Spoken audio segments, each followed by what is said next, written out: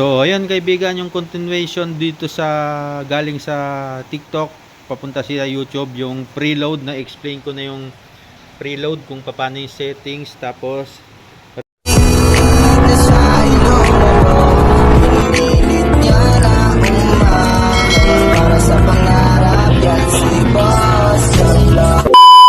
rebound dito tayo naputol.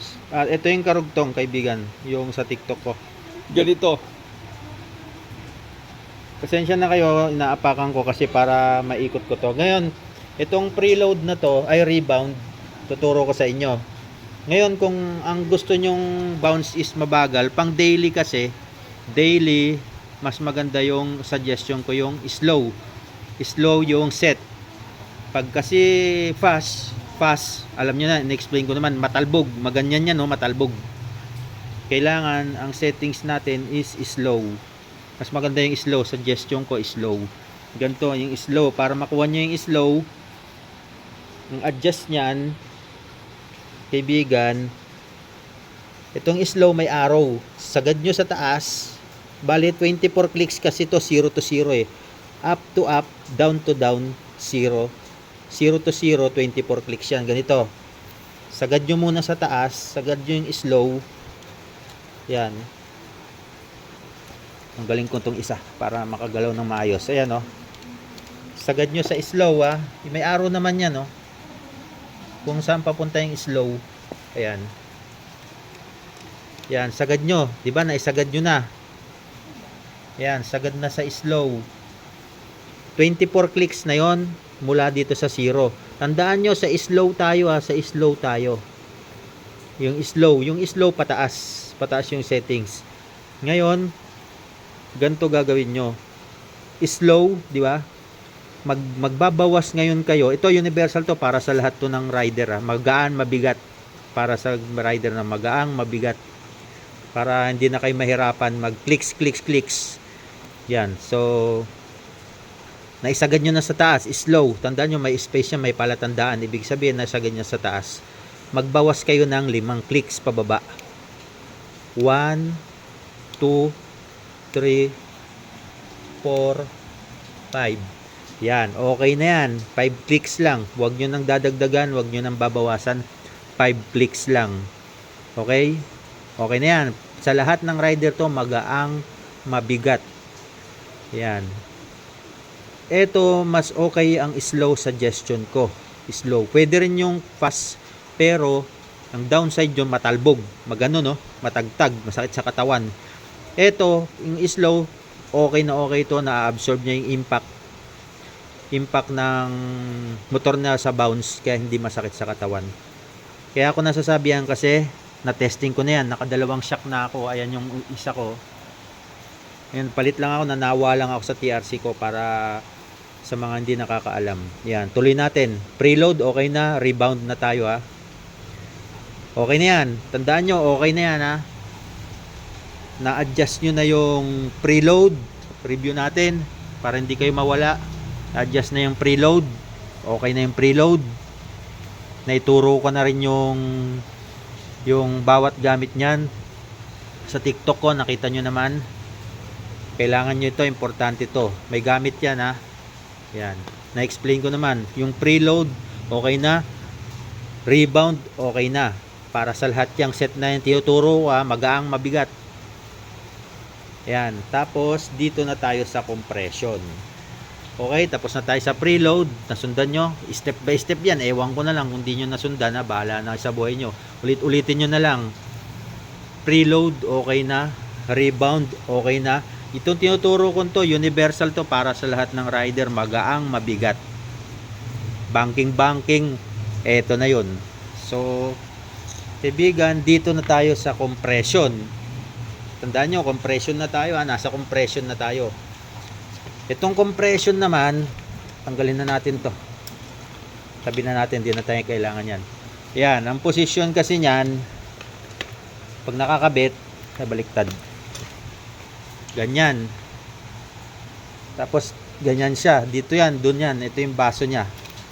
Ayan, ang position niya, nakaganyan. Ayan. Tapos, eto siya. So imagine nyo ha, ganyan yung posisyon, ayan siya. Yung baso, yun, parang ganon. Ayan, dito yan. Ayan. Yan, tinuturo ko na sa inyo step by step ha, para hindi na kayo pumunta sa akin, gagastos pa kayo kung akong gagawa nito. Ayan. Dito na lang para ano, hirap kasi akong ano eh. Ayan. Itong compression, mga kaibigan, ang gamit naman nito is yung tigas o lambot nung bounce. Yung tigas o lambot nung bounce. Halimbawa, na-adjust nyo na yung preload, di ba? Tapos na tayo dyan. Yung rebound, okay na. Di ba? Natandaan nyo naman na huwag tayong paulit-ulit para hindi tayo humaba yung video. Preload, rebound, okay na. Dito na tayo sa compression. Ang use naman nitong compression, step by step na yan. Tinuturo ko na sa inyo ng libre. Yan. Ang use naman nitong compression, ito yung pag okay na yung preload, rebound, na-adjust mo na, dito kayo sa compression, magtatansya ng lambot o tigas ng bounce. Tandaan nyo, lambot o tigas ng bounce. Halimbawa, na-compress nyo na yung preload, rebound, okay na. Slow, pagbagsak nyan, kasi slow ang settings natin, mabagal babalik. Pagbagsak nyan, mabagal babalik. Ngayon, ang kailangan natin yung tigas. Yung tigas ng bounce ng pagbagsak o pagbalik, yung tigas kasi may karga na kayo. Yan, ito na, demo ko na. Yung tigas, yung compression, ulitin ko ha, yung use ng compression, yan yung tigas ng bounce. Tigas ng bounce, yan paulit-ulit na. Ganito naman ang style dyan. Tuturo ko na sa inyo, shortcut na. Hindi na kayo mahirapan. Nakikita nyo itong positive sign. Yan, steering damper, yan, positive side, positive sign. Ikutin nyo ng sagad. Ito kasi, itong clicks kasi nito, yan, i-zero muna natin. Zero natin. Yan. Itong clicks nito is 22. 1, 2, 3, 4, 5, 6, 7, 8, 9, 10, 11, 12, 13, 14, 15, 16, 17, 18, 19, 20, 21, 22, 23, 24 pala. Yan. Yan, 24. Isagad nyo sa 24 sa negative. Yan, isagad nyo sa 24 sa negative. Tandaan nyo ha, makinig kayo. Mahirap magturo.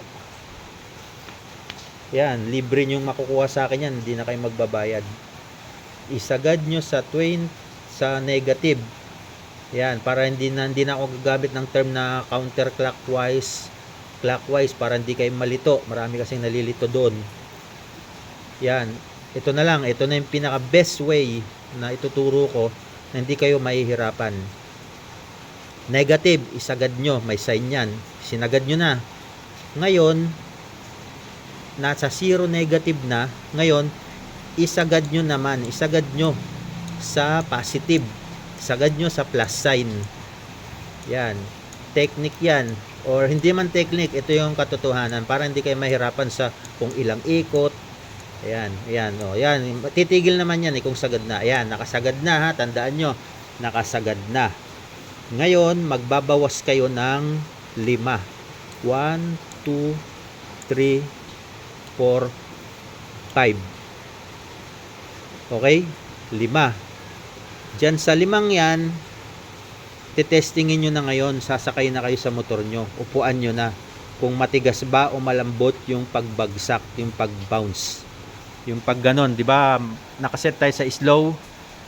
Pag binounce mo sa rebound, pagbagsak, mabagal. Ngayon, yung compression, eto yon, ano siya, dyan yun ang tatansyahin kung matigas ba o sobrang tigas o sobrang lambot. So yun, ito yung compression. Yan, na-explain ko one by one na, step by step na libre. Yan, nagbawas ka na ng 5, dyan ka na ngayon magtitimpla lagi. Wag mo nang gagalawin to, yung rebound, wag mo nang gagalawin yang rebound. Wag mo nang gagalawin, tatandaan nyo. Huwag mo nang gagalawin itong rebound. Itong preload, walang gagalawin dyan. Pag sinet mo sa umpisa, yan na yan. Dito, pag sinet mo dito, ideal ko na yan. Yan na yung pang daily, pang racetrack. Pwede rin siguro kung di naman tayo racetrack driver, pero itong rebound kasi, ito yung bagal ng pagbagsak ng pag-bounce. Yun, explain ko naman na bagal lang pagbagsak niya. Pabalik. Huwag niyo nang gagalawin to. Dito na lang kayo lagi sa compression. Dito na kayo magbabase. Halimbawa, medyo sobrang lambot pa, magdagdag kayo. Yan. Ang patigas kasi nito is positive. Pag positive, patigas. Pero para hindi kayo malito, tinuro ko na yung pinaka shortcut. Yan, 1, 2, 3, 4, 5. 5 lang. 'Di ba? Sabi ko pag sinagad nyo, magbabawas kayo. 1, 2, 3, 4, 5. Diyan na lang kayo maglalaro sa ikot na 5. Pagbawas niyan 5. Halimbawa, nagbawas kayo ng 5, yung tinuro ko. Halimbawa, sobrang lambot, dagdag ng 1. Tapos, malambot pa, dagdag. Okay na yan. Huwag niyo isasagad, ha. Huwag niyo isasagad. Kailangan laging may allowance to na 2. 1, 2. 1, 2. Kasi sobrang tigas na yan.